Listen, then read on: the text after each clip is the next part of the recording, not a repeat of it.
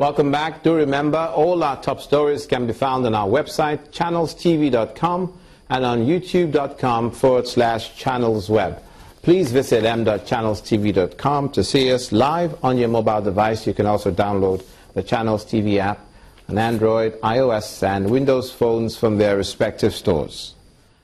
Besides the news and updates, the Channels TV app has an eyewitness feature. We encourage you to use it to share those pictures, videos, and news of happenings around you. Just install it, then tap and swipe to show the eyewitness menu and simply follow the instructions. One of the ethnic groups in Delta State, the Urhobos, say they are throwing their weight behind the president's anti-corruption crusade. The leaders at a solidarity rally over the weekend also protested the alleged abandonment of some NDDC projects in Delta State. Men and women from the Urhobo-speaking community of Delta State on a peaceful rally in Ughelli. They are demanding that government focus on projects that will benefit members of the community. According to them, these projects scattered in different areas of the state have been abandoned by the Niger Delta Development Commission, NDDC. Every Niger Delta should not suffer. Every part of the Niger Delta should be transformed. But the reverse has been the case in this case of NDDC and other agencies that are meant to serve the entire Niger Delta. So when this man comes in, of course, he will look into projects that are really people-oriented projects that will impact on the life of the people, not projects that you think they are awarded without any valuable reason. They also believe the recent appointment of one of their own in the board of the NDDC is to their advantage, as they ask the new board to fast-track development in the Niger Delta.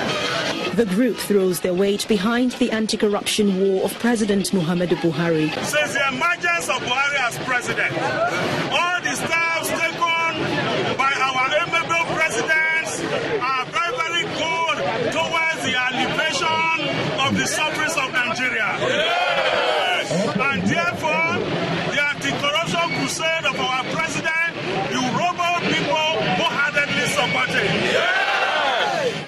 We want to say emphatically that the appointment of engineer Ajogbe Ajenakere Samuel as the executive director of project NDDC is nothing but a swept leg in a square hole. Appeal to the new board of NDDC that the bottom-top approach must be adopted, and no contract should be awarded to persons without execution. They must follow due process and ensure that those contracts are carried out and fully executed. This may not be the only ethnic group seeking attention in Delta State, but for now, they have taken the lead to make their demands known through the appropriate authorities. And their expectation is that, as this is attended to, other communities with similar challenges will also be giving attention. The National Union of Petroleum and Natural Gas Workers is calling on the federal government to expedite action towards the repairs of the Calabar-Itu Road and the Ikom-Ogoja Road, as the sufferings encountered by its members on the two highways is becoming unbearable. According to the National Treasurer, Petroleum Tanker Drivers Union, many of its members who loaded their products for weeks now are yet to deliver such products to distribution points and sales outlets. Speaking at some of the failed portions of the road, the spokesman says the union will embark on a strike in the coming days if nothing concrete is done. A smooth motorcycle ride for some minutes on Calabar-Itu Highway.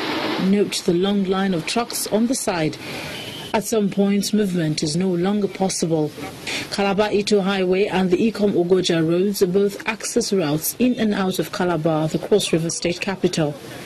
Constructed over 4 decades ago, this failed portion increases travel time for any motorists plying the highway, and in recent times commuters miss important appointments. I've been here for the past 2 hours. I left Calabar at about 9 o'clock and I'm heading for Enugu for an interview for 3 o'clock, and I'm still on the road. I don't know my fate of meeting up with the interview in Enugu. We spent almost 3 days, good 3 days here now. We spend here. We bring two trucks of stone. We pour here in the ground here. Till now Now, with our money, we contribute each driver. We contribute to 2,000 naira. We go bring 2 trucks for some. We turn here now. The still now, the truck no fit pass for the place again. We are appealing that there should be an emergency response in this kind of situation. It doesn't take much to fix that bad spot. It's just a spot that is not too big.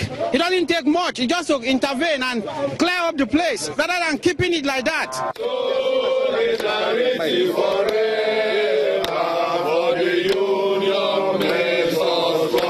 Petroleum tanker drivers say their worst hit. We have found loaded trucks with petroleum products. Yes. Over 500 trucks lying on the road. Some have loaded before 1 week. Some is almost 2 weeks now. Yes. They could not get to their destination. They say if nothing is done, and urgently too, they may stop the supply of products to that part of the country. If there is nothing done on this road, we are going to down our tools. Yes. So instead of our driver with the product that they are carrying, because this is a village, any little child can come with lantern in the night. Any smoker can light a cigarette.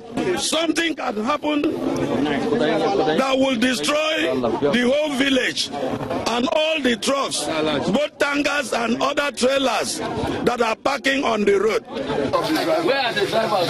In the meantime, observers believe the federal government needs to act to prevent the oil workers' strike that would eventually cause more hardship on the general public.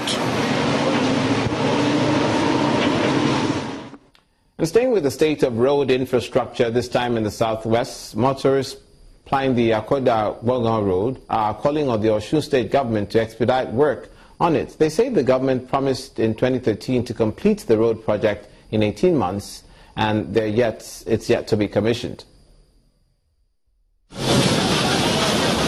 The Bogan-Akoda-Osogbo Road is one of the major roads leading into Osun State. Although a federal road, the dualization of the road was initiated by the government of Prince Olagunsoye Oyinlola, the former governor of the state. Having dualized it from Akoda Junction to Ikirun-Kwara boundary road, the current administration in the year 2013 flagged off the rehabilitation and dualization of the remaining 30-kilometer stretch from Akoda to Bogan Junction. Part of the project is the Adebisi-Akande Trumpet Bridge and the 17 kilometers Adebisi-Aderemi West Bypass Road, which were built to be completed in 18 months. But 3 years down the line, motorists plying the road are worried at the pace of work. After leaving this road, you need to fix your car. Sometimes when you are going, you see your bumper down. You're going to spend money. So you think, you better slow down totally before you ply this road. If you finish this road, it's going to be one of the best roads because we are traveling to Kwara State. Instead of go through to Oyo, we are pass through to this place, but now we are feeling very bad. I appeal to them to assist us so that the road will be so all right and motorable.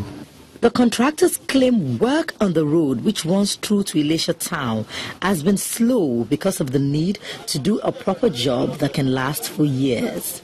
When we came to this project, we were meant to do an sub-base with laterals. We cannot do sub-base with laterals. We will use stone base, and that is to make them to have an everlasting road in this place that will serve them more than 30 years. Meanwhile, the permanent secretary of the State Ministry of Works and Transport, Nuruddin Adeagbo, says apart from the technicalities of the bridge project, the issue of funding has slowed down the work. He assures the citizens of the state that the state government will complete all ongoing projects across the state. Like the task force, what the method we are using now is within the subsistence contract, we now, once the some amount is available, we now call the contractor within this section and that section we want you to complete. That is the method we are adopting now. And if we go by this, I think very soon all the projects being embarked upon by this administration will be completed. Mr. Governor has reaffirmed his commitment government to ensure that no project will be abandoned in its time. With assurances coming from the government and the contractors and a task force put in place to monitor the project, residents and motorists say they're looking forward to the completion of this project. You're watching news across Nigeria. When we come back, the Nigerian Navy speaks on what they're doing to curtail pipeline vandalism, and we'll also have the Lagos State Governor's charge to civil servants. Don't go away.